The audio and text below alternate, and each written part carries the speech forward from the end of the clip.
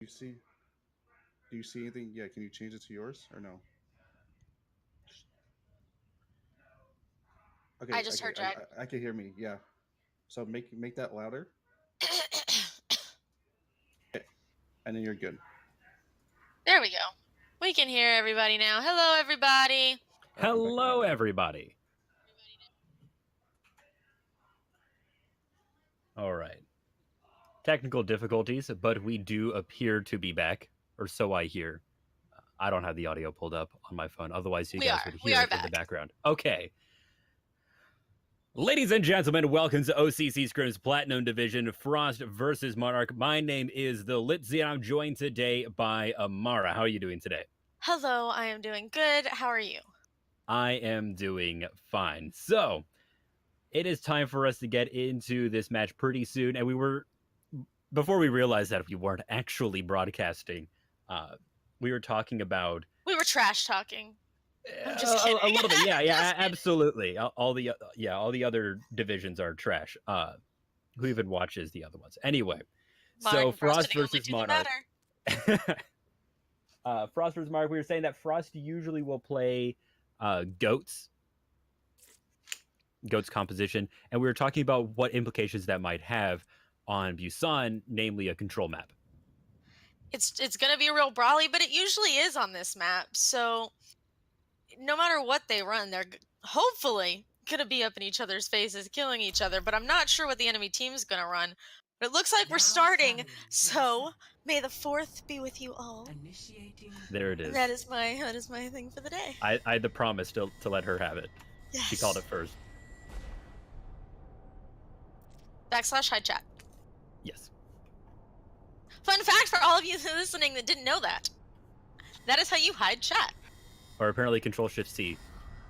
That too. I keep the in-game chat open because I like to see the teams trash talking each other.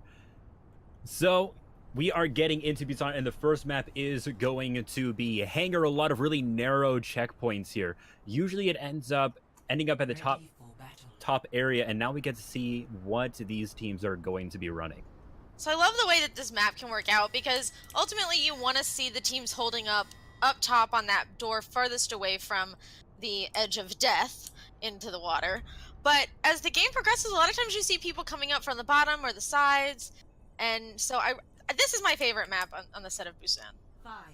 This is definitely one of the more interesting ones that we're going to get into this.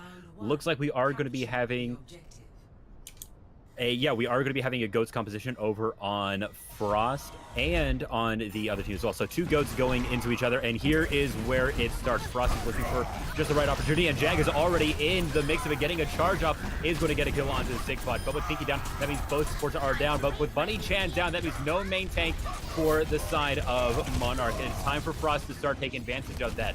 Jag the Nerd does get hit in the back by Tunichi. I'm going to say that.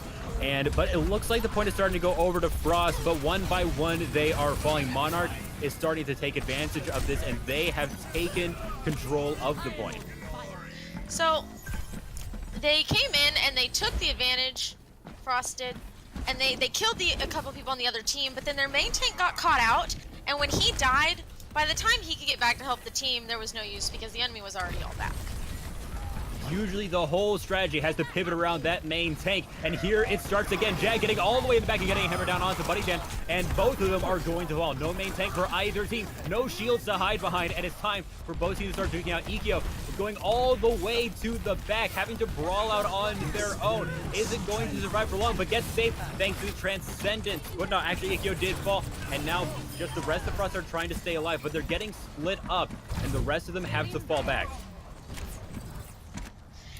You really shouldn't trans when you only have 3 people up. I guess they thought they were close enough they could try it, but I think all they really need to do is just stay more as a group like Monarch's doing, and they'll be fine. Wanted that hero moment, but sometimes it doesn't work out. And now Frost once again looking for an opportunity to get up through this stairway, and what are they going to do to break all of these ultimates that are now stored up on the side of Monarch? That's 5 ultimates up. There's Graviton Surge, but it's saved by the Transcendence. Monarch being able to stay alive through all of that, and they're also now getting the rally. going to be able to stay alive for pretty much anything at this point, especially with that extra armor. Now, some of Frost have fallen. Jag is coming back, but with Dawnbreaker down, doesn't look like they're going to be able to make this push quite yet, and they have to wait for the respawn.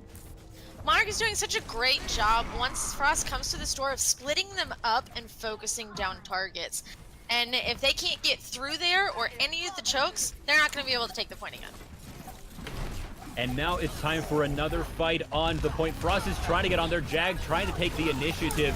And Sigfutch is down. Having that Brigade down does create a little bit of opportunity for Frost here. A good charge onto Tunchi. Doesn't quite get the kill. Does knock him out of the mech. The nuke goes out onto the field, but none of Monarch are caught by it. This could be what Frost needs, though. They are fighting a 5v6 battle. A charge from Bunny Chan is going to knock Dawnbreaker into the wall, but it is not going to be enough, and Bunny Chan falls. And it looks like Frost is going to be able to start taking control of this point, and they have flipped it over. Fight as a group. That is the key for this particular comp.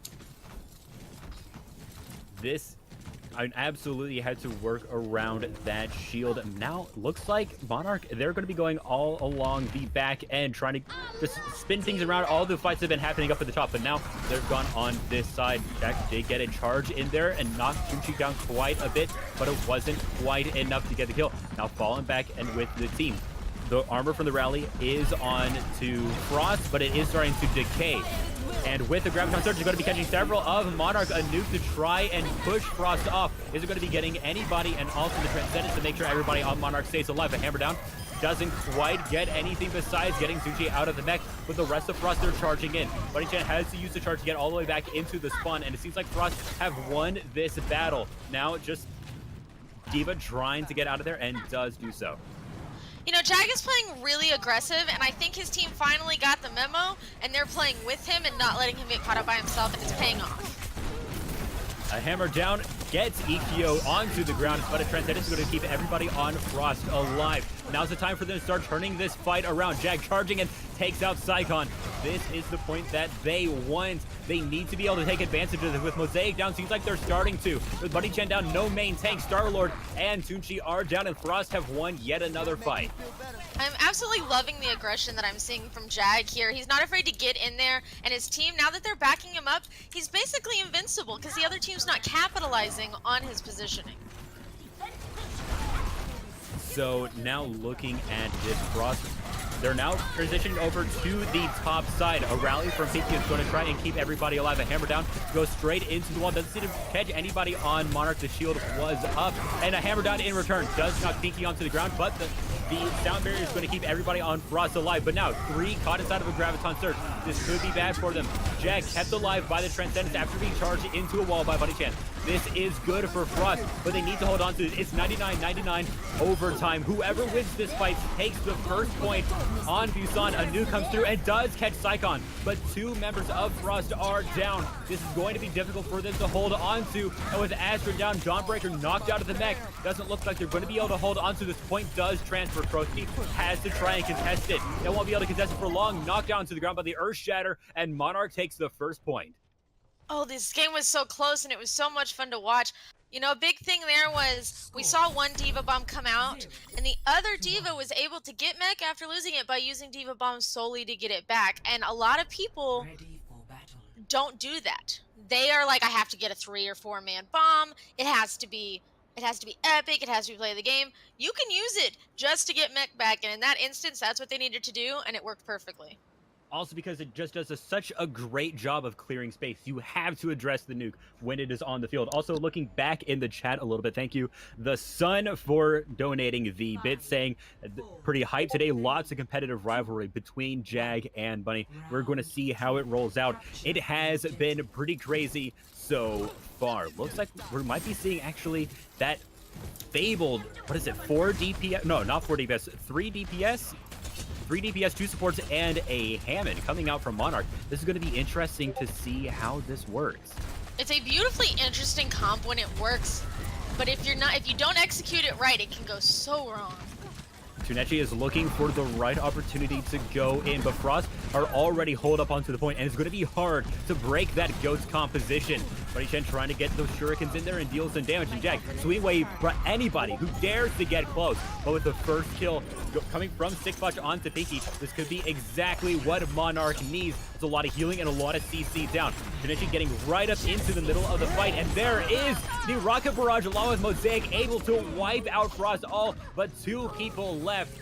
It's just Pinky, who I don't even think is on the point. Nope. And Frost loses the point to Monarch. When you're running goats against a Pharah like that, you have to be real careful not to just let her have free reign. And if your Diva's not going after her, she's gonna build ult before you can even get the point to 20%, and she's gonna kill you. And that's exactly what happens. So the switches that they've made, I think, should help Frost a lot. And now Frost, they have a pretty difficult bar ahead of them. That is a lot of DPS to break through.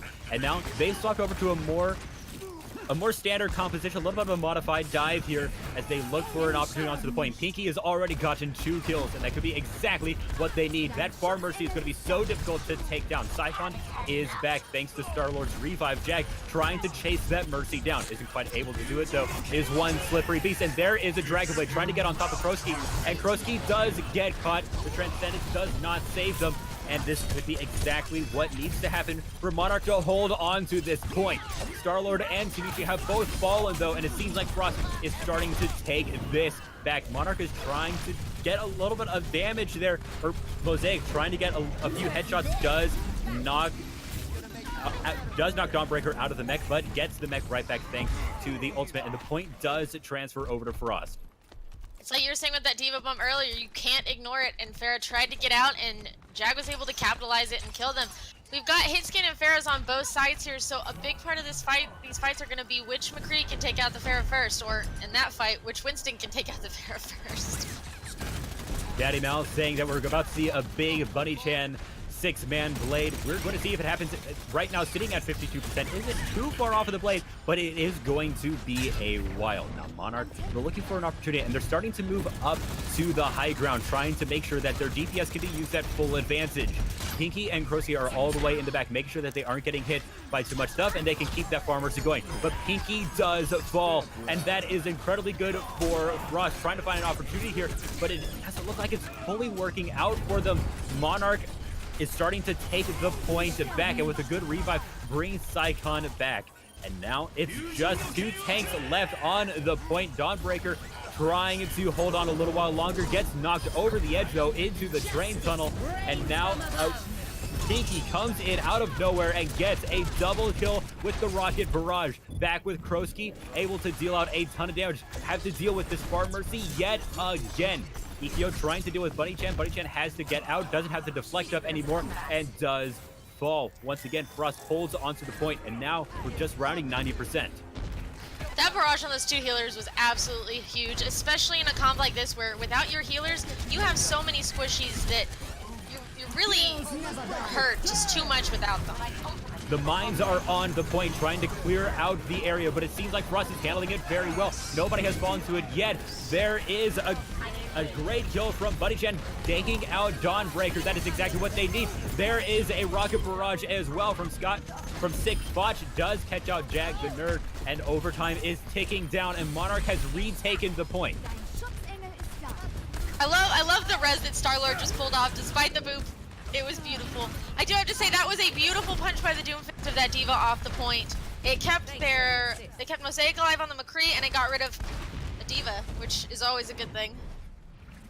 Tanechi using that grapple to get up to the high ground, has to back off though, and now Frost, they want to take this point back. They just have to win 1 fight and they take it, but with the point contest just rounding out 90% now, this is going to be close. The Duke on the point, Dawnbreaker doesn't manage to catch anybody with it, and Bunny Chan gets the first kill in this fight, taking out Ikyo. That is a lot of DPS down. Kroski is trying to just stick on that far and make sure that Pinky can stay alive. Meteor Strike comes down and catches out Jag the Nerd, but this is pretty even on both sides. Frost is taking the advantage here, taking out Mosaic. It seems like they're going to be taking the point. Overtime is ticking down. Sycon is trying to hold on to the point a little while longer, but gets moved over the edge. Now, there is the Hammond right onto the point, trying to get just a little bit of knockup, trying to stall this out a little while longer. Gets killed, though, and the second point goes over to Frost. Oh, these games are so close. You know, that Farah came in, Pinky came in and just cleaned up the point. And up until then, I really thought it was going the other direction. Seemed like Mosaic had a really good hold on it, but Frost managed to edge them out, notably once they switched to a more conventional composition rather than goats. Exactly. Like I said, if you're not countering the enemy Farah, then you're not going to win the point.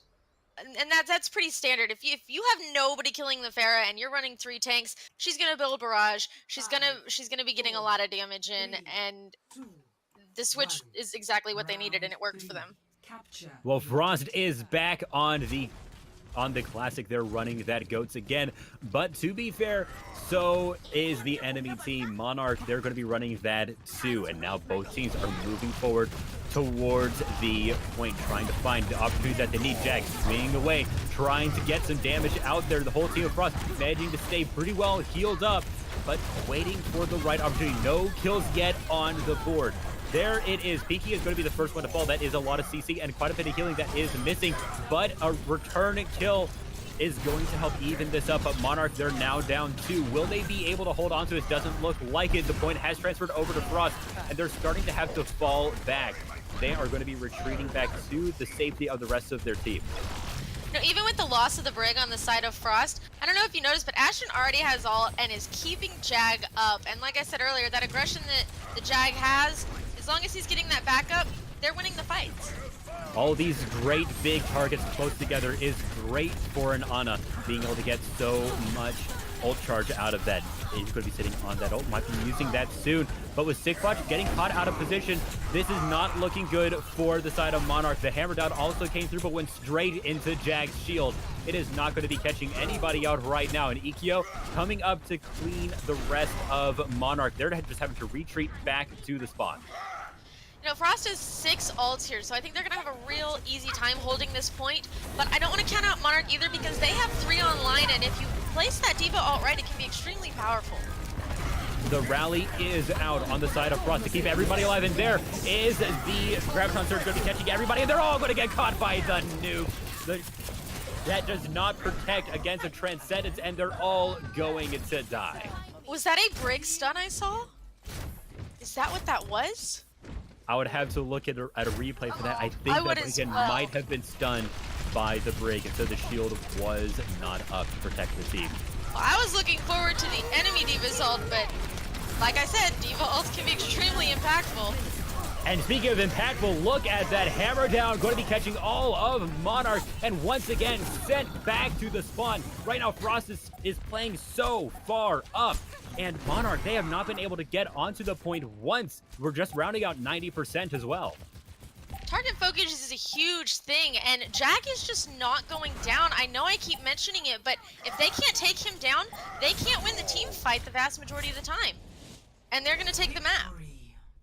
Frost, they had a little bit of a rough start on the first point, but turning it around in the last 2, going to be taking the win on the first map. And here, where we get to see that amazing D.Va bomb. Yes, it was a Brig! There you go. You love to Gotta love see it. Well, I don't think the enemy loves to see it, but we love to see it here, and it was a good effort by both teams. It was an extremely close game, but Frost is going to take. There we go. That is going to be the first map going to Frost. Chat is lighting up. And tell us if you think Frost is going to take it the rest of the way, or if Monarch is going to start turning this around. We're going to be going into our second map pretty soon. But that was pretty close on both sides. Both Frost and Monarch just really going at each other. But Monarch, they ended up getting edged out. What do you think they might have had to do differently in order to win that map? They really just need to move as a group, and they need to focus targets. They're getting split up, and it's not even always because Frost is splitting them up. They're splitting up to focus different people, and if they continue to do that, and Frost continues to focus one target at a time, they're not going to win the fights. They need to go after Jag, and they need to go after the healers, and they need to do it all together as a group. And it seems like Frost was actually having that issue right at the beginning on the first point. It seems like Jag was oftentimes off alone in that round, and ended up getting killed, and the rest of the team wasn't there. But it seems like once Frost just decided, hey, let's just stick to Jag, and it should be fine, then they started Exactly. winning the fights. That's exactly what happened, and it's like I said, they were getting caught out, and they immediately flipped it 180 and made sure that that didn't continue to happen. But we So saw the first 2 games were 99-99. So they were extremely close, and it was only that last game that was really a little bit more uneven. But I think we're going to continue to see really close games. And looks like we do have the map. We are going to be seeing Temple of Anubis as our second map before halftime. Right now, we're just getting the ready check from the captains. And we're seeing in the Twitch chat an 11-month streak for me subscribing to O.C.C. If you haven't subscribed, please do so, because we're awesome, and we have Litzy, and he's fun to listen to, and, you know, everybody else is cool too. So I remember you said don't say that, and I saw the subscribe, and I was about to like, oh, it looks like we got to. I needed to say that, and my May the 4th be with you. May the 4th be with you. So looks like we are going to be getting that soon. We are going to be having a swap. Actually, Ikyo is going to be swapped out for Epic Sinners. So swapping around the off tanks a little bit. This could be pretty interesting. For what does happen further on, it may mean that if you actually do look at Ikyo's career profile, it is almost entirely DPS, but sort of having to be forced to play the Zarya in this GOATS composition may not be Ikyo's strong point. And it seems like Frost, they're just wanting to stick with this, and that could be why they're switching over to Epic Sinner, who has a little bit more diva experience. He does. He still does have a lot of that DPS experience on the Widow and the Hanzo and the Reaper and the McCree. Big play characters. But he also does a little healing. He does a little tank. I don't know how versatile Ikyo is, but you're right. That could be the reason. And also seeing that specialty on Widowmaker, Temple of Anubis is a great map for that. So I wouldn't be surprised if we get to see a little bit of Widowmaker play on defense and offense on this map. Yeah, I absolutely hate to come in. I love playing fair here. I hate Widows here. They're just the bane of my existence. And anybody that's ever heard me analyze can attest to that. I hate them. I love this map. But, oh, good Widows. Good Widows. Every time. Every time. I cannot play a game of this map without a Widow killing me. And it's so unfortunate sometimes. I guess I should just get good, though. Like, we're just waiting for a little bit. Yeah, those Widows, I mean, as soon as you come out from behind cover, you are in danger. And if you just... If you discount her any, if you forget about where the Widow is, and you're not constantly keeping in mind those sight lines, then you are in danger. Unless you're like a Reinhardt, in which case you don't have to care as much. But even Reinhardt and tanks can get knocked out pretty quickly. I mean, Zarya can just fall in about 2 headshots. I had a Reinhardt die to a Widow that was by herself while her team was respawning in competitive today on this map. This is definitely a great Widow map. This is actually the map of my first play of the game, which was also my first game. I played Widowmaker. Ooh, like a solid 15 FPS because my computer wasn't good enough. Yeah, low this is frames. the game that made me upgrade my That's computer. That's how you play Overwatch. Hey, we have somebody in Gold Division that plays with 15 and destroys people. A lot of Overwatch is game sense, and if you're just standing in the right spot, looking towards the right area, then you're going to do well. Not everyone really requires fast reactions and whatnot. Especially if you're Junkrat. Especially if you're Junkrat. So, or Torb. Or Torb. So looking at this, we have a little bit of interesting lineup from both of these teams. Looks like Epic Center is not going to be playing Widowmaker on the offset. Makes me a little bit sad. Going to be sticking with that GOATS composition. You know, if it's working for them and this is what they want to run, then by all means, you don't have to run a Widow here, even though she can be devastating. But since we saw Monarch running GOATS earlier as well, they may also not be expecting 6-Foch to be on the Pharah, but anybody that knows us Pharah mains, we're going to play her when we can, and this is one of those maps. And so it's time to push forward. Monarch looks like they're going to be sticking along the side. Probably going to be going straight into the flank towards the Mega Health Pack. Now it's time for the start. Pinky gets knocked off of the high ground, has to start moving back. This could be exactly the initiation that Monarch needs. Try and catch some people out. Pinky having to duel with Psycon a little bit as just everyone is fighting all over the map. Jag is just by themselves though and gets caught out by Monarch swarming together around that Winston. And now this could be what Monarch needs to start pushing forward. They're waiting for an opportunity though. They can't be too aggressive since they are missing people as well. But Sixwatch is going to be coming back pretty soon, be able to start putting those rockets out. Tsunechi is a little bit low on health and going to have to get healed up as well as Bunny Chen falling back towards the healers.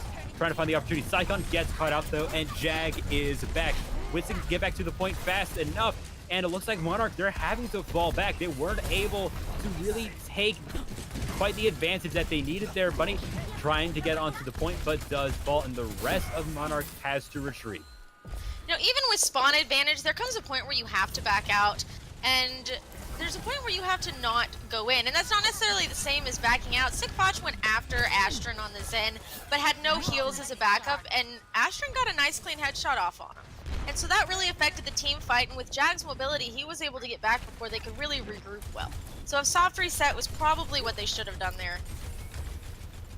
And looks like Monarch, they're wanting to push in again. The jump will be going straight onto the high ground. They have that Primal Rage ready to start knocking people around. Getting stunned out a little bit, but able to deal some damage. But the first kill is going to be Mosaic, falling to Dawnbreaker. It's so difficult to break this GOAT's composition that Frost plays so well. And the Transcendence to make sure everybody on Frost stays nice and healthy. Maybe a little bit preemptive there. Bunny Chan getting knocked around a little bit by the Primal Rage, is able to jump out, but just barely. You know, it goes back to what I was saying earlier with target focusing. They're getting to the point and they're just all shooting, and Winston electrocuting whoever's in front of their face. And we're seeing a random D.Va bomb. I think that may have been a fat finger. No, it was intentional. Throw the other team off. Yeah. Oh, You gotta do what they don't expect. And Monarch, it seems like they're not wanting to take the initiative quite yet, even though they did see that. Looks like they're going to be moving around. Looks like they were going to go around the side, but instead they're deciding to come up through the middle a little bit, waiting for Hammond to really get in there. Does jump onto Jag to deal a little bit of damage, but Jag does stay alive and healthy. There is the drag away from Mosaic, and it's going to be going. It's not going to be catching anybody. Krosky does get the kill after Mosaic was caught inside of the Graviton Surge, but Mosaic is brought back, ready to deal a little bit of damage, but does not have that Drag Blade anymore. Thinking cut out a little bit, but able to get away. Sixwatch trying to take out Jag, does do the deed, but will that be enough? A main tank down. Monarch will have to take the advantage here if they want to get even a single tick, as we're just counting over 40 seconds left. The rally to make sure everybody stays alive through the lack of having a tank. There are the Dragons going to be splitting Frost into a little bit, but not going to be getting any kills. Sixwatch trying to put out a little bit of damage. Does have the Rocket Barrage, tries to get a little bit, but isn't able to get a kill. Starlord gets the revive onto Sixwatch though, ready to deal out more damage to this GOAT's comp. But Transcendence is here. Everyone's taking that time to take a breather, reevaluate where they are, and they're starting to fight again. Frost, they have that Primal Rage up, but they have to be aware of these mines. Pinky does get caught, and with Krosky dying, that's 2 of their supports down. That's all 3 of their supports down. It is just Jag and Epic Sinner left. Epic Sinner does fall. Jag trying to hold on to it. There is a nuke though. Will they be able to block it? They do, thanks to that great sound barrier. Everybody stays alive. It is just 1 person left. Dawnbreaker gets knocked out of the mech. Krosky is also there though, trying to contest this point a little while longer, but I don't think they will be able to do a Bunny Chan on the Doomfist to secure. And they do manage to take this point in overtime though. You know, if Frost is going to be known for running GOATs, then I think we should expect Monarch to continue to run this triple DPS to support and the hamster from space, because they're making it work, and I think it was a wonderful switch. They weren't putting out enough damage, and the second they switched to that Hanzo, it definitely benefited them and helped them take the point. And now Monarch, they are going to have to take this point fast. Just 3 minutes, and you know that is not a lot of time to take point B on this map. Bunny Chan maybe getting a little bit too overzealous to try and take out Astron, does fall, and after Psycon tried to go in and help, does fall as well. 2 people down, 3 people down. Monarch has to back up. They will not be able to take the point today.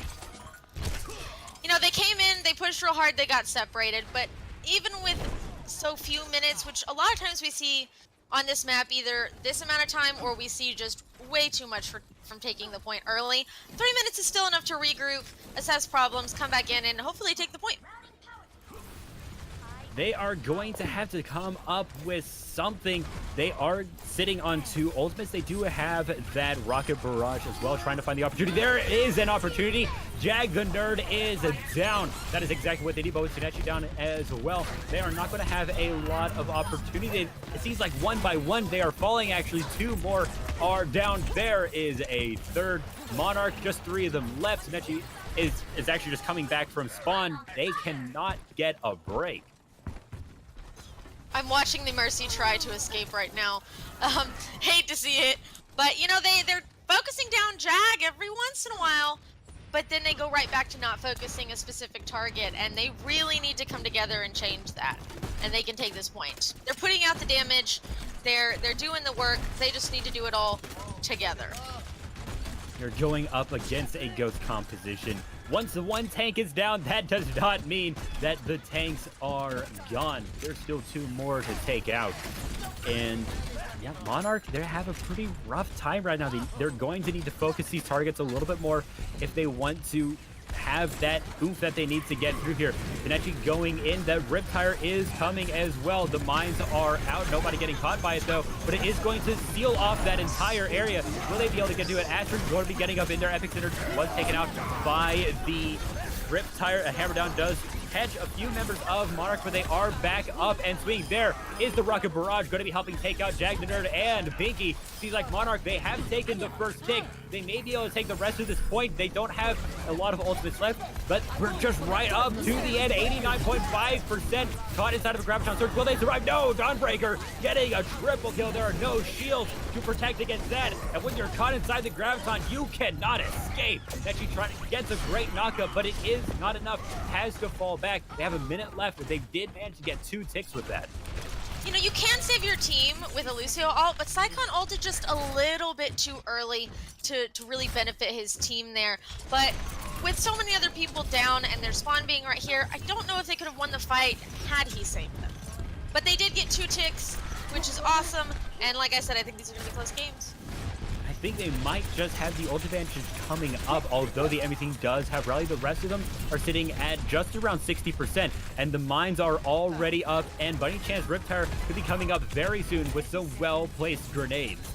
Now, looking for this opportunity, Monarch is ready to go in, and there it is. Wrecking Ball coming right into the middle, and getting a few knockouts, but they can do a lot of damage against the armor that Pinky's rally is putting out right now. There is the Coalescence as well from Astron. Make sure everybody stays alive and healthy, trying to get a little bit of damage onto Star-Lord as well, who's using the Valkyrie. And there is the Dragon Blade from Mosaic, trying to catch people out. Doesn't seem to be able to catch anybody thanks to a well-placed bubble from Epic Sinner. It's going to be able to find anybody. Buddy Chan is back up, as Riptire won't be able to get any kills with that, and the point is still contested. No more capture progress. There are the mines. That is going to block off that entire area. Astron won't be able to get through there, and Jack the Nerd, shield is taking a lot of damage. There is a nuke, does catch Star-Lord. The sound barrier wasn't enough to protect them.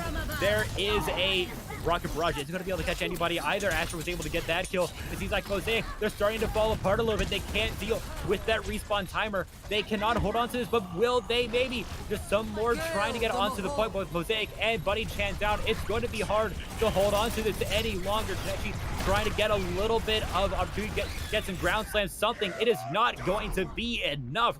Round 1 complete with a 2-tick hold on point B.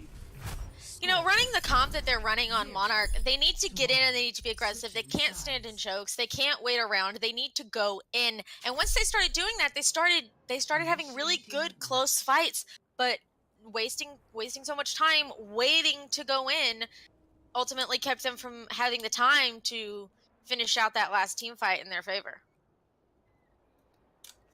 Yeah, I taking that point B is just so difficult on this map. So having a 2-tick hold is pretty good, but it's also a pretty good offense. It does mean that this map is going to end this round, though. It does, and which is kind of sad because, like I said, I absolutely love this map. But it either way it goes, it'll be a close game because they almost capped that last tick. I believe they got to 89.5%. Yeah, there it is, 89.5. That is a lot. And it is more than 89.4. It is more than 89.4. Math. Quick math, ladies and gentlemen. Good game. Yeah, this is what Mars good at, quick math. And we're going to be looking at these compositions. Looks like we're going to be seeing a pretty interesting thing coming out from the side of Monarch. They're going for a bunker composition with Torbjorn and a Reaper. Torbjorn is an amazing hero. He is. I love him. I love his rework. And I love the Baptiste with the Orisa. And we're seeing it so often now, and I love it, and I'm so glad he's our newest character. I just can't play him. Like that shield wasn't placed in quite the right position, but Jen has to put that back to protect the turret. And now, looks like for us, they're going to be going along the side, moving towards that mega health pack. And Monarch, are they catching on to that, and are they going to reposition? Looks like for us, they're ready to make their move, starting to go forward. And Jagner trying to get a little bit of opportunity, trying to swing away, but that immortality field put in a really good spot to make sure that it cannot be killed. Keeps everybody alive. Jag being pushed forward a little bit, won't be able to get killed though. There is an amplification matrix already, but pumping out a ton of damage through that doorway. Jag's shield stands no chance. It has fallen, but the amplification matrix is down. It seems like Monarch are starting to get the advantage though. Gotten 2 kills, or rather gotten a kill, and Sickfotch is back online thanks to a revive, but so is Jag. This fight is lasting so long, just right here in this small little room. What will happen as Graviton Surge catches several members of Monarch, and the Rocket Barrage is going to get several as well. That's 3 kills, and Buddy Chen is down. Psychon next to fall. Sickfotch does manage to take out Jag, but will not be able to survive the reload. And looks like that's probably going to be point A.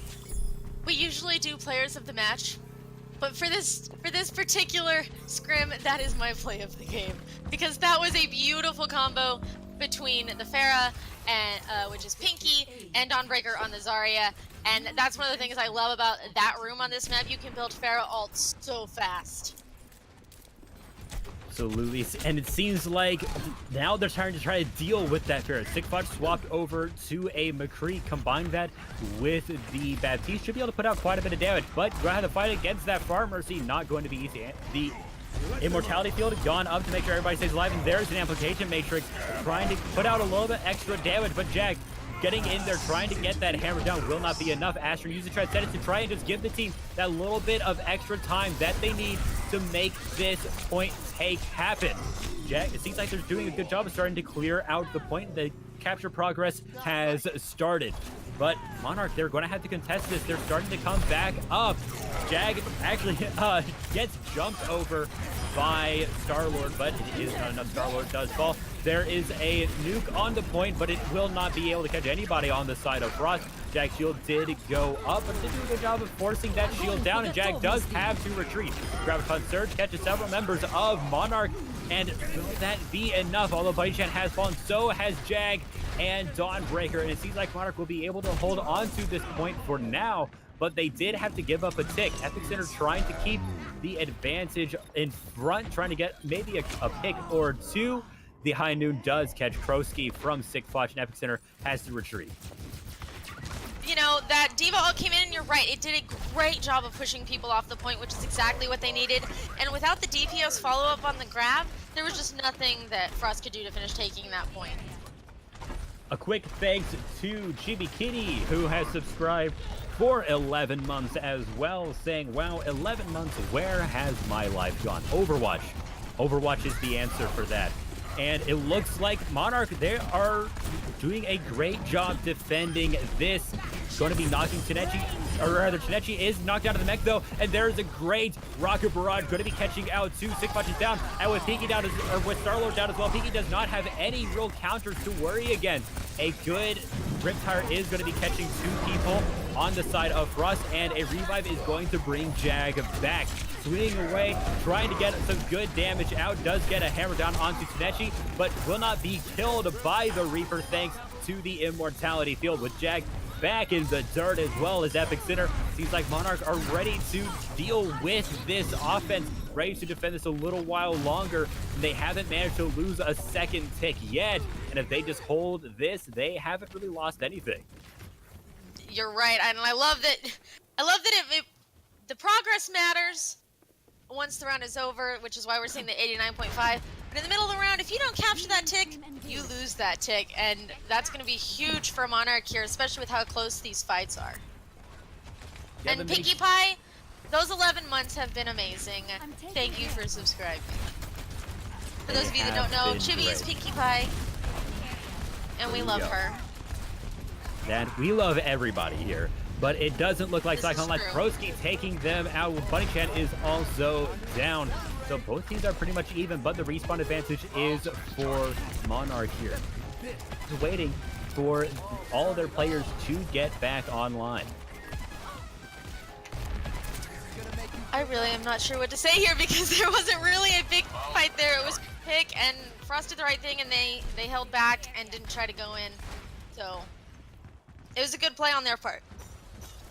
By the looks of it, also let's talk a little bit about ults. Seems like 3 up on both sides, so this could be a pretty close fight. It's all going to be down to who uses these ults best. So Tanechi gets knocked out of the mech, having to stay alive a little bit longer, thanks to the Immortality Field. Was able to stay alive a little bit, but did fall, and now looks like won't be able to stay. Looks like Monarch won't be able to hold this for long. They're all caught inside of Graviton Surge, but they can get killed through that Immortality Field. Great play from Star-Lord there, make sure everybody stays alive. Amplification Matrix is up, put out some extra healing and some extra damage. Star-Lord is able to get a kill with that. It looks like a pulse bomb from Mosaic takes down 2, and Frost are not catching a break. We're just rounding 1 minute and 50 seconds left. We saw some really big plays from a bunch of different people on Monarch. That Immortality Field came in from Star-Lord. The High Noon came in from Sick, which took out the Pharah before she could finish her ult anyway. And then we saw that beautiful pulse bomb from Mosaic come in and take 2 people out and just finish the fight off. But now they only have 1 ult, so I'm curious to see how they hold this. Then again, the other team doesn't have any ults, so I think it's a toss-up.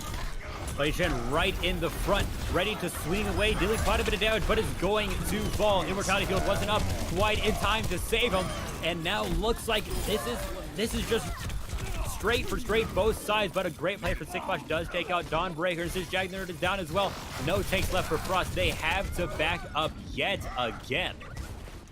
We saw Mosaic switch to the Junkrat, which he got beautiful kill just now on Pinkie. But Sigfoch is building these ults and getting a kill, at least one every single time for the most part. And it's absolutely huge, and he's always ulting from the same spot, and the other team just isn't countering it. That's the thing with High Noon is that it's such an easy ult to counter, and as we were talking about before with the Diva Bomb, it sort of acts in the same way. You just want to get a kill or 2. You can even just use it to reload if you're that crazy. But it seems like Monarch, they're split up a little bit, managing to group back together though, able to get out of that. Cyclone has fallen, but maybe got a little bit too far in there with Star-Lord down as well. No healers left, and with a Transcendence from Astron, going to try and keep everybody alive through that Riptire, as well as the rally to make sure everyone will be able to take any fights that they want. Bunny Chan and Sickfoch are down. The point capture is moving forward. There's the first tick. It's coming towards the 89.5% mark, but just so much contest, especially coming from that Psycon all the way up at the top. There is a nuke on the point. Does catch Psycon, and this is not looking good for Monarch. Will they be able to hold on to this? It's coming close. There is a nuke on the field. Will Frost be able to deal with it? Seems like they are. Everyone's staying behind that shield. And will they be able to stay away? It looks like they are. Caught us out of Graviton Surge. Several members of Monarch are caught. And Jag the Nerd is going up, catching everybody out. And there it is. Frost takes the second map, clawing it away. It is going to be in the advantage after the second map, 0 and 2. What did I say about close games, Lindsay? Frost wins. But they're close. They're close. They are and I close. think we see a reverse sweep. And here is my play of the game that I am absolutely in love with. Absolutely beautiful, Pinky. Wonderful job, and wonderful job from Dawnbreaker on the Zarya there as well. Like I was saying earlier, these are close games. It's going to come down to target focus, I think. And there's really nothing else big that I think could really turn the tides here. I think if Monarch can just come in and say, here's who we're going to kill, and they do it, they can take the next 2 maps. It is incredibly close every single match so far. And we are going to see more after the halftime break. We are going to be right back after this great video presentation that has been prepared for you all. So see you soon.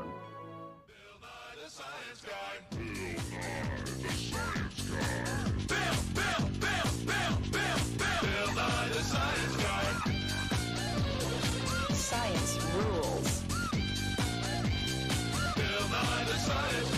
Inertia is a property of matter.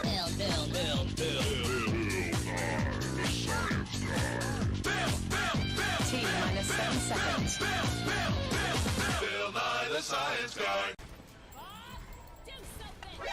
NANI?!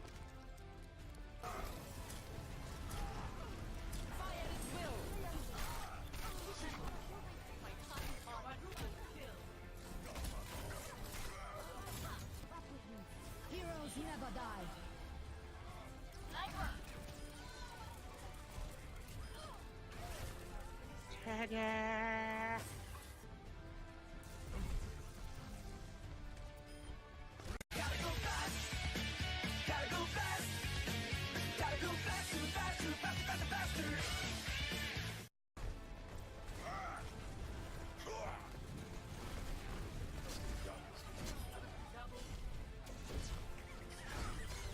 They ask you how you are, you just have to say that you're fine when you're not.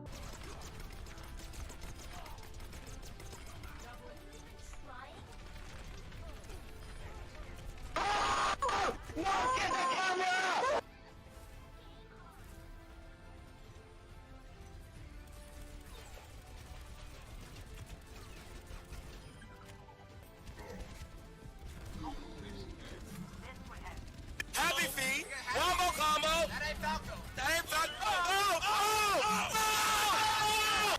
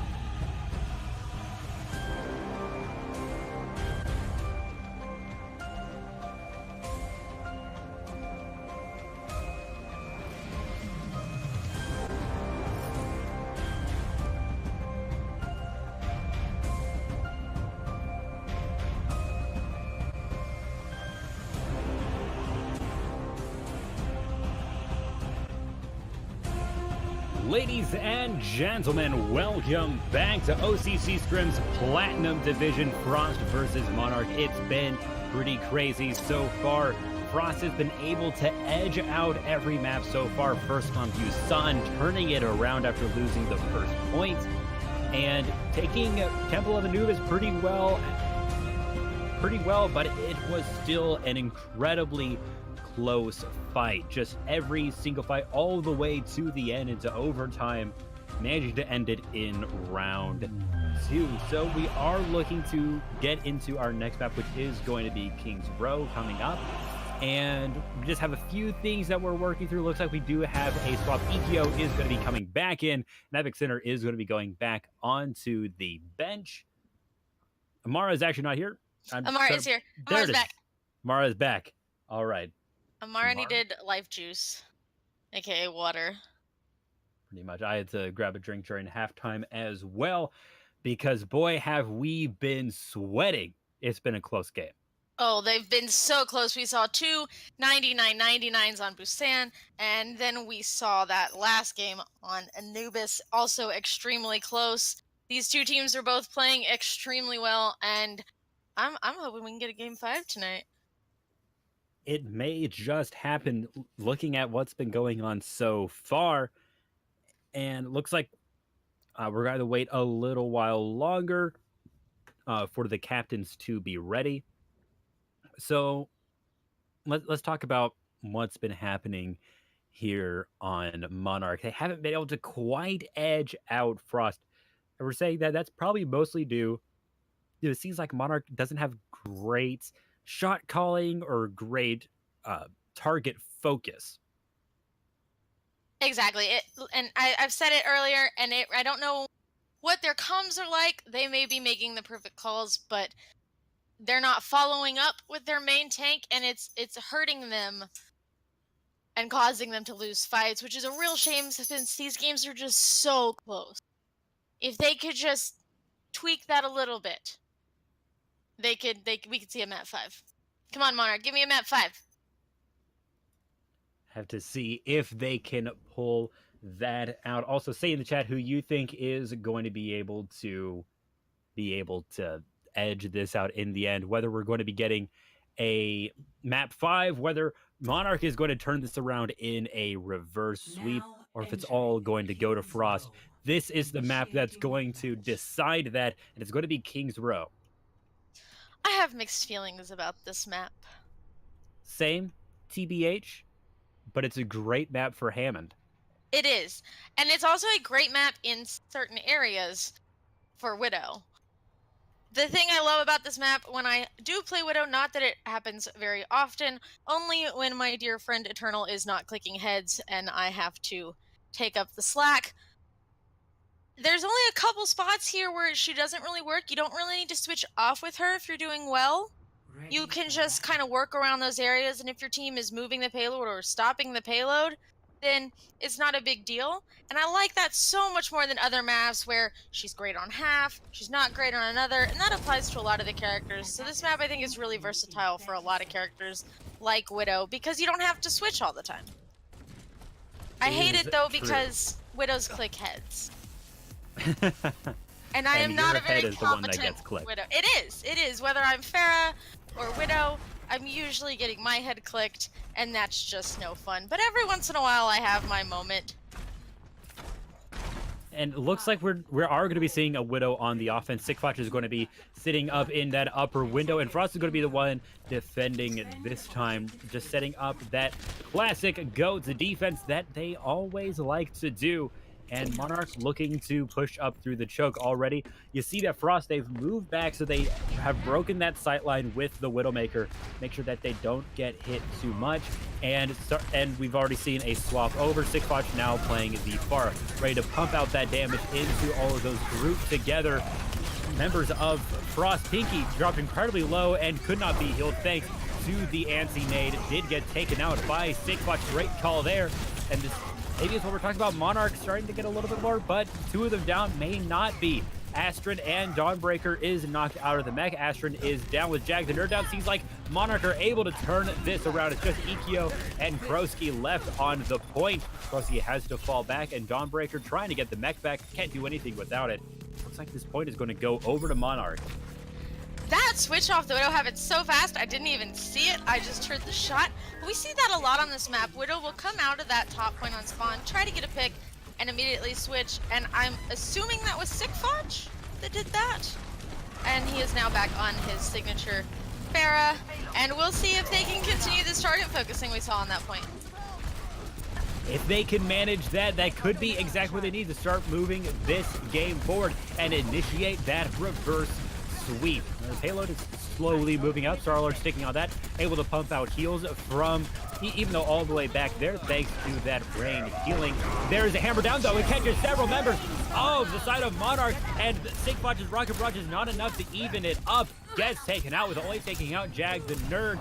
Monarch having to fall back, Frost taking hold of the payload. You know, when your team is shattered, it's one thing to do a barrage, it's another to do a barrage into a diva. And that can be a big problem, especially if she has defense matrix, especially if she has her rocket boosters, because she's just gonna come and make you kill yourself, and that's really unfortunate. I have to applaud Sigfoch for trying, but the beat just didn't come fast enough for that to really counter the shatter.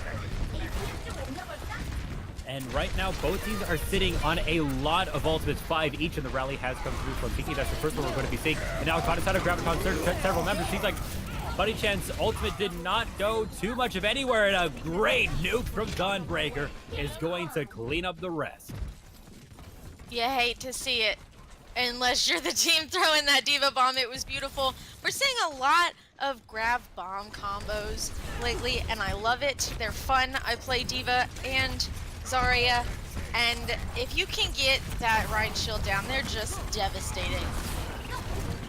It has been a lot of those recently, and a lot of great ultimates from Dawnbreaker because of that great teamwork from Frost. And a Graviton Surge is countered by an Earthshatter. No one can shoot into that grouped up team if you're on the ground. And it seems like Frost is just turning this around. Soundbear keeps them all alive. They were able to stay alive through anything. It was a beautiful shatter. It's a good counter if you're stuck in a grab like that, and Kroski beating just helped them solidify that fight. And not only are they keeping the point from moving forward, they're actually pushing it back in this choke, and I don't often see teams holding it this well right here. You have really bad spawn advantage at this point, since you spawn all the way back way near the end, or way at the end rather. And it seems like Frost, they do not care. They're holding so far up, and they are winning so far. They've taken out Buddy Chan and the rest of Monarch. Now they know they don't have that main tank. They're having to fall back, and Jag is not letting them. Standing at their entrance, trying to just swing away. Does fall, though. Maybe got a little bit overzealous. And the rest of Frost, they're falling back towards that payload. Make sure to try to utilize that extra cover. Pinky in the back. They do get hammered down, but several members of Monarch caught by the Graviton Surge. The nuke is in there, but it gets blocked this time by Buddy Chan. So that is very good for Monarch. They're starting to push forward now and starting to deal some damage. The charge goes straight into a wall, though, thanks to a little boot from Dawnbreaker. And this is where we're going to be seeing the next hold. Absolutely. Jag got a little too aggressive there, but they let him push so far back in there, and he's just been able to do that all night. There is a rally from Pinky to try and keep everybody alive, and there is a hammer down to make sure everybody is dead, and it's going to do a lot of work, but so far seems like Monarch able to stay alive thanks to a great rally from their Brigitte. Sigfoch just make sure everyone is able to stay alive through all of that armor, and they're starting to just turn this around. Ikyo has a lot of charge, though. Caught us out of Graviton Surge. 5 members of Frost are going to be taking a lot of damage, but able to stay alive through it all. A return Graviton Surge using the Diva Bomb to try and keep everybody away. It's just so back and forth. Dawnbreaker in the back trying to get that mech back. Going to be getting it back pretty quick. Will be able to get it back. Monarch wasn't really able to make that call and go back there and deal with it. And now that could be bad, considering that there is now a bomb coming in. Everybody managing to stay behind the right shield, to stay behind cover, though. This fight is lasting so long. With Jag the Nerd out, this could be what Monarch needs to finally take this checkpoint. They're starting to take them down one by one. Dawnbreaker is down as well. Buddy Chest swinging away, trying to get a good charge. Does get a charge onto Pinky. Rest of Frost has to be careful. Caught by the Earth Shatter, 3 of them. That checkpoint is gone, and Monarch is keeping the aggression. No, we talked about how Monarch needs to come together and work as a team and move as a team, and I think Frost is losing that a little bit with Pinky getting out of position sometimes on the brig. And when you're just hitting one person in a back corner away from the other teammates and the enemy team, you're not really doing much on brig to heal your team, and I think that was a big issue for them in that fight. 4 members of Monarch caught inside of Graviton Surge. 2 of them fall, and so the rest of them have to back up. Knocked out of the mech. We do see Mosaic trying to get away. Does manage to get back behind cover. EKO trying to keep the aggression up. Jag actually faces the other way for a little bit, but does return that Earth Shatter to get a lot of people on the enemy team on the ground, but does fall. Bunny Chan down as well, though. Both teams are missing a main tank. The spawn advantage, Monarch is ready to start pushing forward. They're starting to take out people one by one. They've taken out EKO. There is the Graviton Surge to catch Dawnbreaker out. Going to be knocking Dawnbreaker out of the mech soon. No, Dawnbreaker does manage to get away mostly before getting knocked out of the mech. Able to be protected by Jag. A rally from Pinky to try and keep everybody nice as they keep him alive through sheer force of will. May be enough, but this payload is coming up to the end. Monarch is ready to take this all the way, and they're starting to do it one by one. Jag the Nerd kept on the ground by that Earth Shatter. Doesn't quite die, but drops pretty low. But it's going to be Buddy Cam who's the one who's the most low. But that Sounder is able to keep them alive. Both teams just brawling it out so much right now. These ghost comps are so thick, and 2 caught by Dawnbreaker. That shield was not able to reach them because of that. Monarch, they cannot take this fight, and they have to back up. That was a beautiful bomb. Yeah, if Ryan is on the wrong side of that shatter, or or on the grab, I mean, you can't necessarily block the Diva bomb. And it's just 5 seconds left. It doesn't look like Monarch will be able to contest the point as Frost is holding so far up. And there it is, round 1 complete. The payload not all the way to the end. That is a pretty advantageous position. You know, I have to applaud Star-Lord. Jag was a big problem and has been all night for them, and Star-Lord was getting antis not only on Frost in general, but almost every time Jag was in Monarch's face, Star-Lord is getting that anti off on Jag, and it cost him his life a few times in there. And so I have to commend those anti-nades. Those anti-nades are incredibly powerful, especially in a well-coordinated team. Once you know that the enemy team is anti, you know that every bit of damage that you do to them is true damage. It will not get healed back. And so, if you can engage on top of that, that is incredibly important. Absolutely. Anti-nades can be devastating, especially if your Zarya has already used bubbles. And a lot of times, I believe that was the case, and they were able to focus down Jag because of it. And so we get a chance to look at these compositions. Looks like it's going to be the same old GOATS composition from Frost, but something a little bit interesting coming up from the Monarch side. Gotta love Mei. Mei is Bae, and Mei is beautiful on this map. She's so much fun, especially on this first point. If you can catch people out, it is so beneficial to your team. So unless the enemy's running a real divey comp, and it doesn't look like they're going to be, the Mei wall can make or break the team fight. Absolutely. It is a lot to deal with. You had to make sure you push through that choke as a team, because if you kind of stagger through mostly at the same time, you're going to end up getting caught out. It looks like that is what they are counting on, and there it is, 2 caught out by that Mei wall, but it is starting to fall. Question is, will they be able to engage on top of Jag the Nerd as well? Looks like it, and because of that, 2 of Frost tanks are down. They cannot engage off of this push. So a big thing here is they're either going to have to go a little bit more divey, which it looks like we're going to be making that switch for all the characters except for the Rhine, the Zarya, and the Anna Farah can come in and be absolutely devastating. Mercy can get herself over a Mei wall if she needs to. And so either the diviness of their team or those particular characters is going to really help them, or they really just need to move as a group, and it doesn't look like they're going for the moving as a group yet. The Mei wall is down, so Frost does want to engage on top of this, but caught by the freeze. Ikyo has to stay back a little bit, and in that time, the other two tanks have fallen yet again. Frost cannot push forward through this choke point. I love Mei. Mei freezes everybody. That change that came out to her recently, well, relatively recently, I guess, is huge for that fight. But it looks like now everybody's going to go upstairs, so I don't know how beneficial a Mei wall from a dead Mei is going to be at this point. And with Sick Flash down, that's really important as well, especially because Mei does not really have any movement abilities to get back to the point quickly. So because of that, Frost, they know they're taking that advantage and coming up all the way through. But Bunny-chan was not able to get that Earth Shatter from behind, ended up falling. Jag, the only main tank left on the field, ready to keep that aggression. Peaky gets 2 kills with the Rocket Barrage before being told to take a nap, and is not going to be enough. Sounded like that Blizzard did come out, but it was actually eaten by Dawnbreaker, and because of that, it is going to be a hard stop. Sickbotch has actually swapped over to the Hanzo now. And I think that's a great switch to make. Mei can work here. We have seen Mei hold this point for a long time with these teams, but it's so much harder to play her, especially with the Pharah and the D.Va. So I think this Hanzo is going to be a good switch. That ult can just come in and be devastating without a lot of escape routes here. And Monarch, they're not able to hold quite as far forward. Bunny-chan caught by the nukes. They're going to have to keep everyone alive through that Transcendence, but caught in a charge, not able to do it. 2 of them do fall. Jag the Nerd is down, though this could be enough for Mosaic to start turning this around. But with Sick Fudge falling as well, looks like that may not be happening. Krosky trying to get a res off, not able to quite get it though.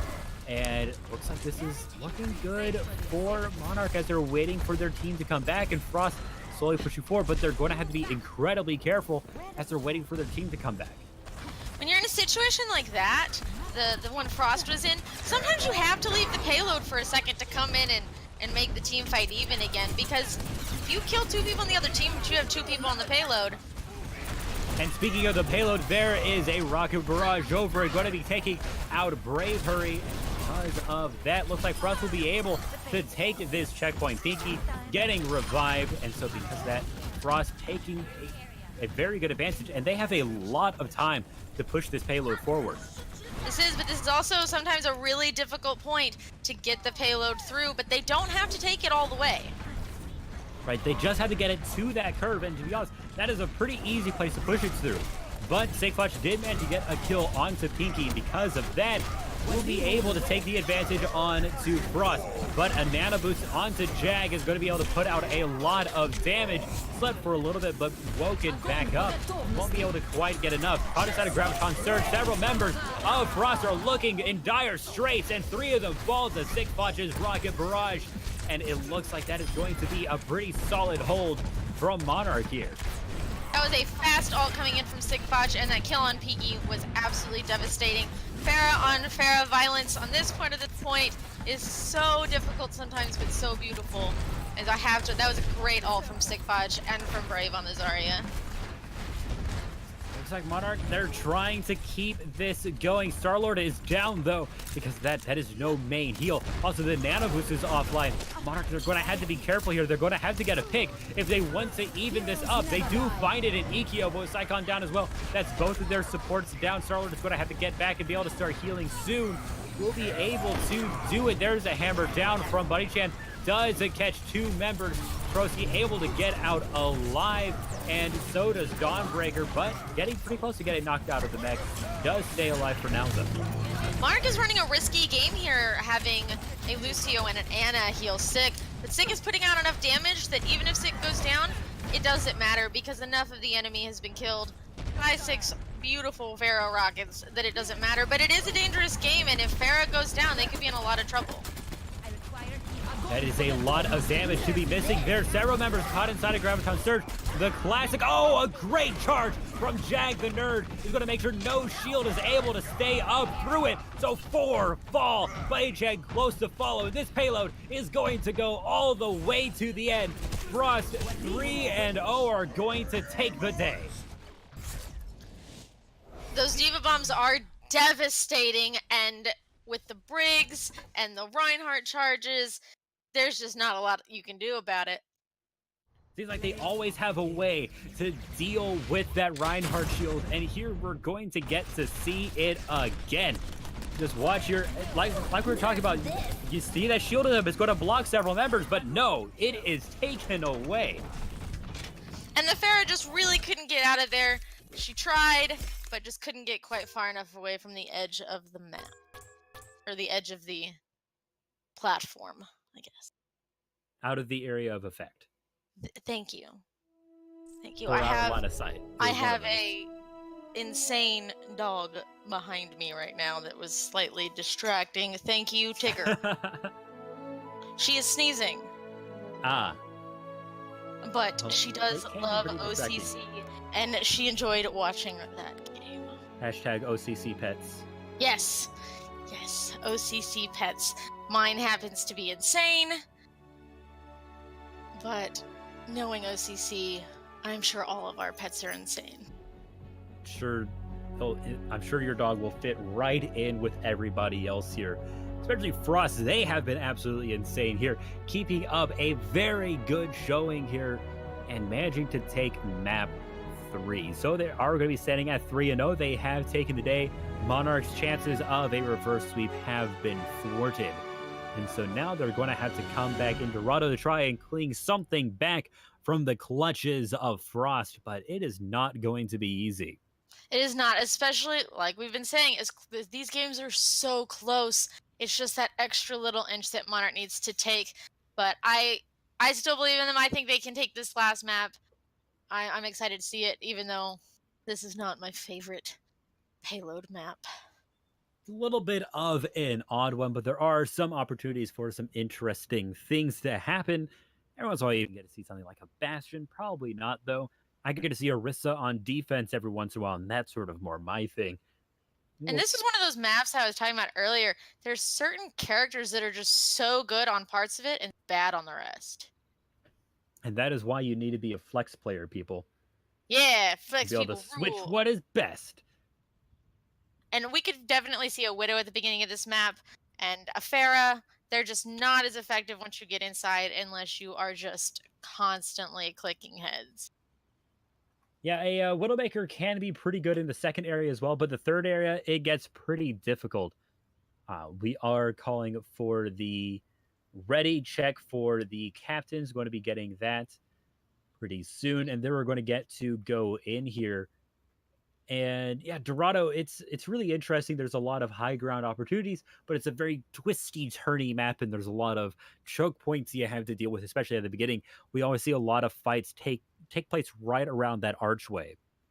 Yes, and it's so open on the first 2 points. And if you're running the right characters, there's so many different ways to get around to so many different places. And until you get into that last little area, there's just no telling where somebody might come from. And now we are into the map.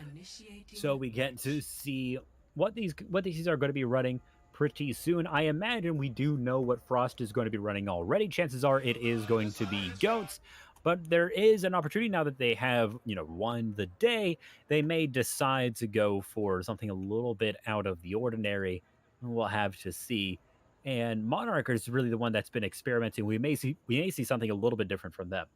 And that's something we could have completely missed. They may be practicing something and seeing what they need to fix on it, and we may just see them come in on their next room and absolutely devastate anybody that goes against them with the 3 DPS. And they don't have to improve much to get pretty good. I mean, Frost is a very good team, and so is Monarch at this point. They've been able to keep up the aggression, able to take Frost pretty much at any turn, just not quite able to pull it out. So a very quick thank you to Dank Monkey, who has subscribed with Twitch Prime, subscribed for 7 months. Thank you very much, helping us do what we do here. And quick look at Monarch's composition is a little bit interesting. Don't hate on the Torb, Litzy. I Oh, you're okay. No, don't hate on the Somber then, Litzy. like the song. I say interesting because it is. I like it. All right, so we're gonna see Somber versus Torb. I'm excited. Are we gonna hack the turret or are we gonna hack the tank? What do you think? It's going to be a tough call, but I think Jag is definitely a very much a priority target. If you can get that shield down, it's going to create a lot of opportunities for your team. Now, Bunny-chan trying to get in there isn't quite able to get the knock that they wanted. Jag is hacked, has to fall back, make sure that they stay healed up. And it seems like the rest of Monarch are able to keep up the aggression, taking out 2 people, and that turret is down as well. Jag trying to take the aggression into this small room, isn't going to be able to get the kill, does get killed. So because of that, you see the rest of Monarch ready to push up forward, and they are going to be taking a very great aggression here. They're taking out Astra. Now you see Bunny-chan just keeping that aggression up, does have the fallback for the heals now, though, and gets flashbang right at the end. Jack the Nerd having to stay back for a little bit, and the payload inching forward. Thanks to the beautiful Mercy being played by Star-Lord. I cannot stand standing on the payload as any character, but someone has to do it, so thank you, Star-Lord. And because of that, the rest of Monarch don't really have a lot of heals besides their Lucio. The mines are out, but Jag is able to just slowly plow through them, make sure that his team has a path forward. Bravery does fall to the Ash, and Bob is on the point, ready to deal some damage, but gets hacked straight away. Really great hack there. There is the Bravery trying to get in there, isn't able to get the ground pound off, though. And, you know, Frost, or rather Monarch, they're looking for their chance to go in, waiting for a pick, waiting for just an opening to go in. This could be the opening that they need. Ground pound goes in, and there is a great EMP along with a Dragon Blade going to be doing work. Astrid gets taken out. Pinky trying to fall back, does get the Dynamite out, is no longer hacked. Jag gets taken out, though. It's just Dawnbreaker left in that area. Won't be surviving for too long. You know, like you said, with that Mercy on the payload, Monarch just didn't have the heals to initially take that point, but once they regrouped and came in, and that alt combo helped them move this payload quite a bit. And also, look at Bravery swapped over to a Doomfist. Normally do see, I don't know, Bravery is the one who's been on Doomfist today, I believe. And so is ready to keep that aggression up and push forward, doing a little bit of work, but ends up getting stunned out. It's difficult to play Doomfist against that bridge, and caught inside a Graviton Surge. The rest of Monarch seems to be taking an L here and retreating once Bob came out. I hate Bob. Bob makes is me very so powerful. angry, and in an open space like this, there's just really not a lot of places to avoid him. That's really what you had to do. It's so hard to focus it down. You just have to get out of line of sight, and you had to stay out of line of sight for a while. It's not like a Diva Bomb, where you just get out of line of sight, and something happens, and then you can come back out. Bob just locks down an entire area. On the bright side, he can be slept, and he can be hacked. He slept, can be hacked, can be stunned, can be charged, can be boots. Can Whatever be can killed. happen to a hero can be killed. So if you do have a nuke or something like that, you can set it out there. Bunny-chan taking the aggression all the way up onto the high ground, trying to do some work. Has to be careful about that Pinky, though. And there's a great high noon from Mosaic. Everyone was too focused on Bunny-chan and absolutely demolished. There's the team kill. Mosaic! Yes! Beautiful! If you don't see a McCree, and you know they have one, expect the ult, because if he's been out of the fight too long, it's coming. There is a Meteor Strike to continue the aggression. Won't be getting a kill, but is going to result in Bravery's death. But absolutely, that McCree play, you have to keep in mind where the cowboy is. You hear it, that has to be your #1 priority. Mines are out, going to be making that whole area a little bit of a risky area for Frost, and it's going to give a lot of space for Monarch to start pushing that payload forward. McCree can be devastating, especially when you're super distracted by a hamster. And a lot of people, they don't know when to stop trying to chase the hamster. Absolutely. Usually the hamster's the one doing the chasing. A hammer down does catch Saikon, but Saikon is able to get back up on their feet. Brave Hurry having to back up behind cover, but does get healed up. Bunny Chan wants to keep the aggression, getting in there, using the adaptive shield to stay alive. Does get charged into a wall, but it doesn't mean Jag the Nerd is out of position. Is in a little bit of a rough spot right here, taking quite a bit of damage. Is able to stay alive thanks to the Transcendence from Astra, and everyone's going to be staying alive for now. Brave Hurry getting right into the middle, trying to take out people, but will that be enough? Doesn't look like it. Caught us out of Graviton Surge. Bunny Chan is the last to be killed by that nuke. Seeing these beautiful kills from Astron on the Zenyatta. I don't think we really needed the Diva Bomb, but it killed somebody, so it wasn't a total loss, I guess. And if they're building ults quickly, might as well. We are looking at 3 ults, 2 more to come up very soon, both the mines and the Meteor Strike going to be coming in very soon. Therefore, he has to be careful, though, has to back up. Playing against a lot of counters here, so it's going to be pretty difficult. Waiting for an opportunity to go in. That EMP is up as well. Going to be waiting for that. And Monarchs are starting to move around the map, waiting for an opportunity. Pinky is knocked out of mech, and there's the Meteor Strike. It's doing good work. Dawnbreaker taken out as well. And there's High Noon taking on Jag the Nerd. Because of this, Frost just gets wiped up. It's just ETO left. Going to get taken out shortly, and that payload is going to move forward. I don't know if you saw that setup, but Mosaic went in the back, waited for Diva to get up on him, killed the Diva to make sure she couldn't stop his ult, and then they did that combo, and it was beautifully set up. The mines are out, blocking off one area for Frost. Not going to be blocking off the entire path, though. Brave Hurry trying to do some work, but does get taken out. Bunny Chan trying to get up in there as well, but it seems like Frost are going to be able to hold this a little while longer, and Monarch, they're going to have to make another push. I'm not sure why Monarch was so close up to that spawn split up, but they do have time to do another push. Hopefully, Bunny Chan can stay hidden on that hamster. He's making me very nervous, but they don't seem to have noticed him yet. It is. You don't always look in that corner. Makes sense. And Monarch, they're going to have to be careful since they don't really have a tank to help initiate for them until Bunny Chan starts moving, able to use that third-person camera to stay aware. There it is, rushing up in there to get up onto the high ground. Gets a great knockout, gets a lot of ultimate charge, but is that going to be enough for an engage? Meteor Strike is up, going to be coming down pretty soon. Not going to be catching anybody, though. And does manage to punch Pinky, knocks Pinky out of the mech, but will that be enough? Bunny Chan is down, and several members of Monarch are caught inside of the Graviton Surge, kept alive by the sound barrier for a while, but Astron using Transcendence is going to be able to keep everybody alive as well. Now it's just a matter of trying to contest the point for as long as you can. Bunny Chan is going to be getting on it just as time runs out to hold on to it a little while longer. Maybe Monarch will be able to get back in time. Overtime takes down for a little bit, but Bunny Chan is able to get back to it, and there it is, ticking down.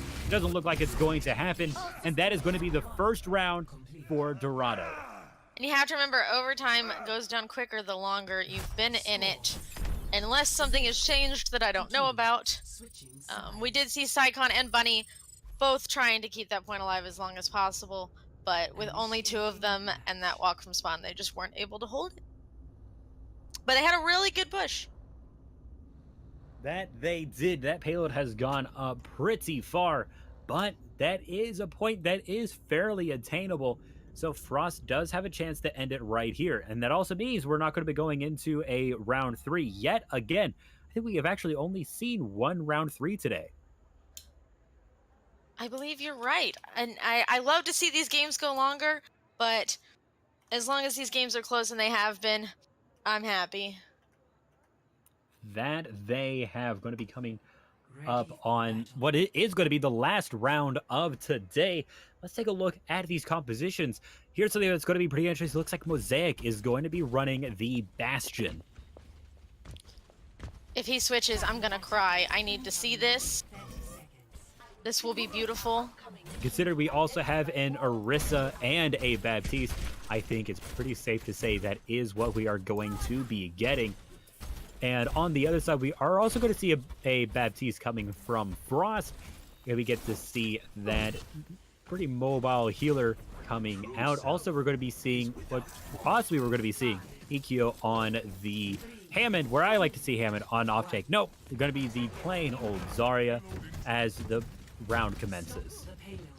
If Goats is working for them, stick to it. I see nothing wrong with Goats. A lot of people don't like playing it. A lot of people don't like watching it. I think it's just another thing to play with, and I think it's fun. It's better than Dive was for a few seasons there. This is true.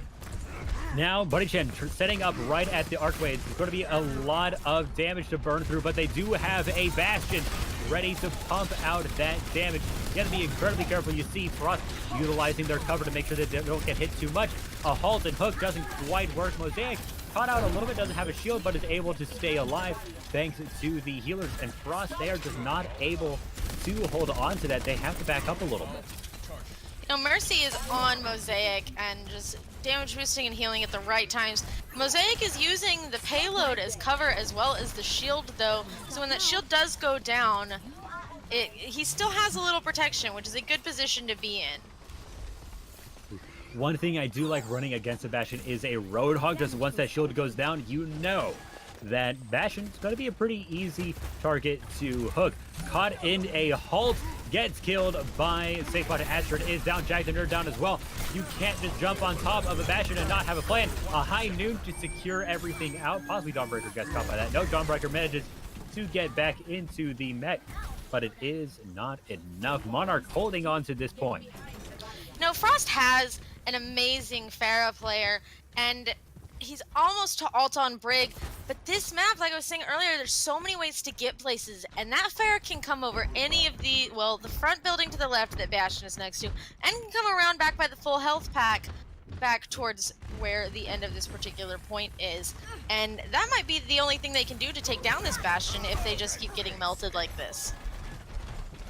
And the C looks like Frost looking to come down the stairs, but Monarch seems to know it and is positioning appropriately. Dawnbreaker gets hooked and gets taken out. And thanks to that immortality field, Mosaic is able to stay alive through anything, putting out a ton of damage. It does fall, but that does not look like it's going to be enough. Doesn't get revived. Asher was made sure of that, but Monarch holds on to the point. You know, if they can get back quick enough and set up, they might have a chance, and it could help that Sycon does have that Mercy ult, which if they absolutely need it, will allow him to get back a little bit faster. But it looks like they might actually have time to set up, which could be really helpful to them. There is an amplification matrix as well, so that is a lot of damage coming from that Bastion. There is the Bastion ult as well, putting out all that explosive AoE damage. Will they be able to get set back up? Looks like they might just. Buddy Chan shield is up, but the hammer down from Jag the Nerd is going to make things difficult for Monarch. One by one, they are falling. It was just Brave Hurry left on the point. Brave Hurry did fall, and so the second checkpoint is going to go to Frost. Without that choke point that they were able to push past, Orisa's shield becomes less effective because it can't move. And so Jag was able to just walk right around it and shatter. And Mosaic caught out a little bit, but is able to retreat. Doesn't have a shield though, so gonna have to be careful. Speaking of shields, there is a nuke. Catches Mosaic out just by the corner.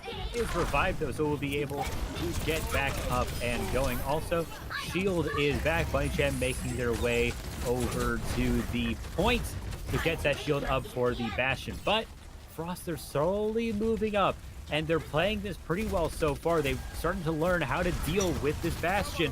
Well, you don't have to deal with very often, but is doable. And there is a Transcendence from Astrid and a rally from Pinky to try and get on top of Mosaic, and it works. Takes him out. The Bongos are out as well, trying to do some work, but it is not enough. One by one, Monarch is falling, kept alive by that shield, by the immortality field a little bit, but taken out afterwards. It's just Star-Lord and Sycon left. Star-Lord will not be able to survive. That does jump up a little bit, does get up to the high ground, but cannot get out of the way. Those Zarya right clicks, they exist. Some Zaryas don't seem to know they exist, but they do, and they can kill you. At high percentages especially. Brave Hurry not able to get onto the point to contest it. That doesn't deter Bunny Chan though, who did get a charge there. They managed to take out Ikyo, and Mosaic is set back up, ready to deal some damage, kept alive by the immortality field. Bunny Chan swapped over to the Reinhardt to be a little bit more of a mobile shield for that Bastion. Gonna have to be careful though. Jag the Nerd does have the shield taken out. The nuke doesn't quite go the way they wanted to, and there is Jag the Nerd caught by Bunny Chan's Earth Shatter, and looks like they are going to be able to hold on to this point for a while. Now, I like the Rhine switch. I'm surprised we're still seeing the Bastion, though. It's something you sometimes see on that high ground on first point, but he's sticking with it, and he's doing a lot of damage. I think switching to that Rhine is going to be extremely helpful, and having that Baptiste is also going to be extremely helpful. And if Farah can get behind and rain down damage from the back, while Mosaic's raining damage from the front, they might be able to hold this here. And speaking of raining damage, that Rocket Barrage is up to rain justice from above. So we'll see if that gets used. Seems like Frost setting up inside of this off door. I think it seems like Monarch has the general idea of what is happening though, and is setting up a little bit. You see Brave Hurry getting right out into the front there, and there it is. Monarch knows now, and they're starting to set up.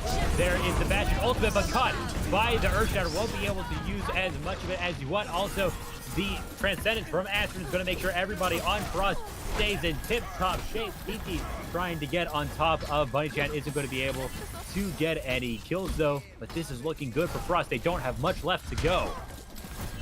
You know, that Bastion ult could have been devastating, but Jag came in and shattered at the perfect time, and Astrid used Zen ult, and that made the Pharah's ult completely ineffective as well. So without that extra damage coming in from both DPS, it just wasn't enough. And now we do see Bunny Chan getting up into the front, getting a great shatter, going to be catching 3 people. Does get a kill onto Pinky. Now caught inside of the Graviton Surge. 2 members of Frost are going to be taking a lot of damage and are going to be falling. But Jag and Ikyo with Dawnbreaker out of the mech and down. That means no more tanks for Frost. They had to back up, but there's just 50 seconds left on the clock. You know, Mosaic is still sticking with his Bastion, and where he's at now, if the enemy team doesn't come in from one of these side hallways, Bastion has free reign to just hit them from a pretty big distance, and that's one of the big disadvantages to running something like a Rhine into this comp. If you can't get to him quickly, you're just going to take too much damage, and you're not going to get to him at all. And here is where we see the last fight. Looks like Frost, their plan is to come in from the top, but Monarch knows what is going on. They have repositioned. You see Sequoia pumping out damage into that area. Astrid brought down pretty low. Going to stay alive thanks to that sound barrier, though. The Rocket Barrage just goes straight into the shields, and there's a nuke as well. Catches out Brave Hurry, and it seems like Frost, they are going to be able to do it. Yep, they are, and that is going to be 4-0 for Frost today. Like I said, if they can come from the side, even with the enemy team rotating back around, they were able to take the Bastion down without taking too much damage.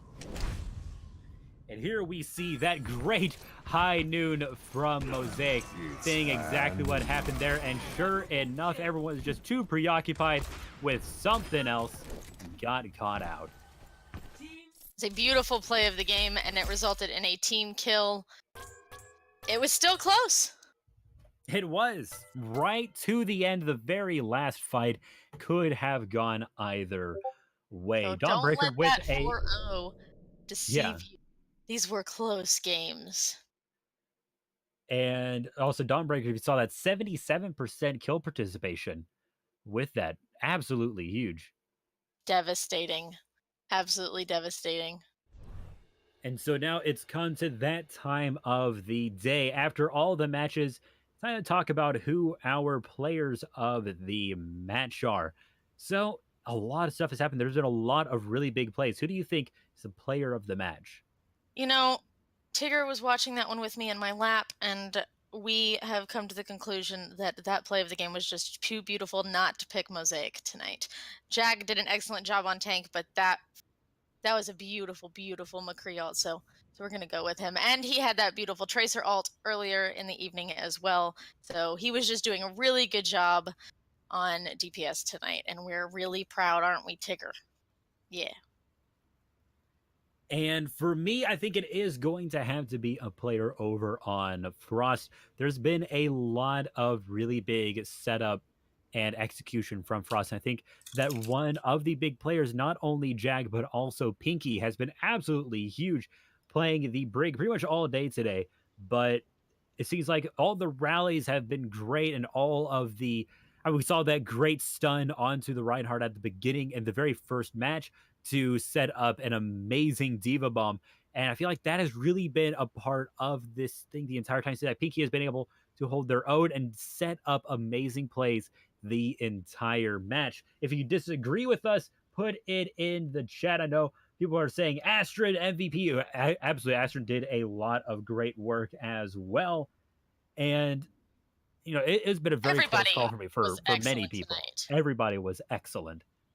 And so it is time for our little sign off. If you want to follow us on social media, we have those. You can follow us on Twitter Twitter, Facebook, and Twitch, obviously. O.C.C. Scrims. Links are down below. Also, if you want to join our Discord, we're always looking for more people to join our teams. If you want to play in any of our divisions, silver, gold, platinum, and diamond, you can join there. Also, if you are above that, master, grandmaster, or even top 500, then you can apply to be a coach and get one of these teams up to snuff. Obviously, a lot of these teams are not very far off. And also, if you want to join our production team, you can as well. We're always looking for more people to help with that, whether it be casters, game hosts, or stream hosts. If you have the ability to do that, just let us know. And thank you, Starlord, for your tier 2 10-month subscription. If you want to be a community member, we have those too. We are always looking to add more wonderful people to our community. And if you happen to come join us, you can see my helper tonight in the Pets Picture channel, as well as a whole bunch of other things. We don't just play Overwatch. We are all friends. We like to have fun, and everyone is always welcome. Also, community night is tonight as well, right? Starlord's going to be hosting that. I don't know what everyone's going to be doing. Workshop is up on the PTR, so maybe it's going to be something with that. Who knows? So, went to check it out. Just look at all the doobly doos down below. So it's time for us to sign off. I've been the Litzy, joined by Amara. Hi. Bye. Thank you, Boot, and thank you. How do you say your name? I don't want to mess it up. But thank you both for helping us out tonight. You've been wonderful. And thank you for everybody that watched and subscribed tonight as well.